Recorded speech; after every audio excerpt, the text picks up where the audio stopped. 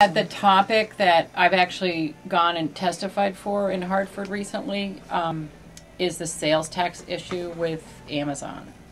To be specific, I mean, I could talk about shopping local and buying independently and what have you, but I think in terms of the government or the governor is to require that any affiliates of Amazon need to pay sales tax.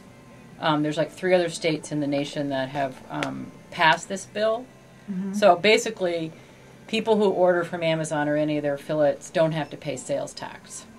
And therefore, Amazon doesn't pay sales tax to the state. And that hurts businesses It like hurts yours. our business because we have to charge sales tax on everything, including every credit card transaction. And if people come and return a book on a credit card transaction, we still pay sales tax on that. We pay a fee on that.